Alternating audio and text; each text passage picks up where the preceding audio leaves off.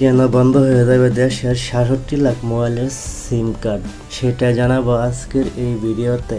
বাংলাদেশ টেলিযোগাযোগ নিয়ন্ত্রণ commission BTRC গত 19 মে 2025 তারিখে এক বৈঠকে সিদ্ধান্ত নিয়েছিল যে একজন ব্যক্তির নামে সর্বোচ্চ 10টি মোবাইল সিম থাকতে পারবে।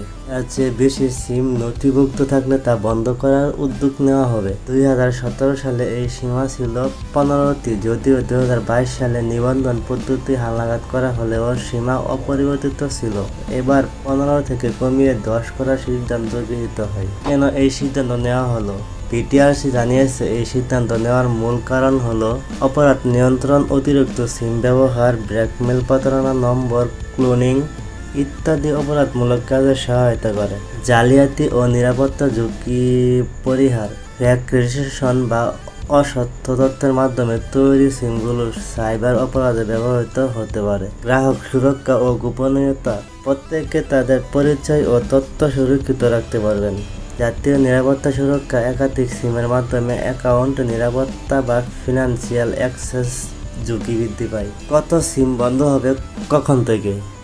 বিটিআরসির হিসাব অনুযায়ী প্রায় 26 লাখ গ্রাহকের নামে 67 লাখ অতিরিক্ত সিম নিবন্ধিত রয়েছে, যেগুলো 15 আগস্ট 2025 থেকে ধাপে ধাপে বন্ধ হয়ে যাবে।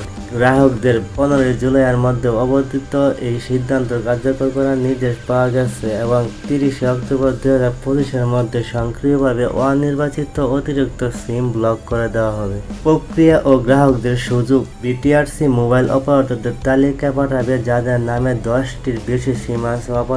অপারেটররা গ্রাহকদের SMS পাঠিয়ে জানতে চাইবে আপনি কোন 10টি সিম রাখতে চান।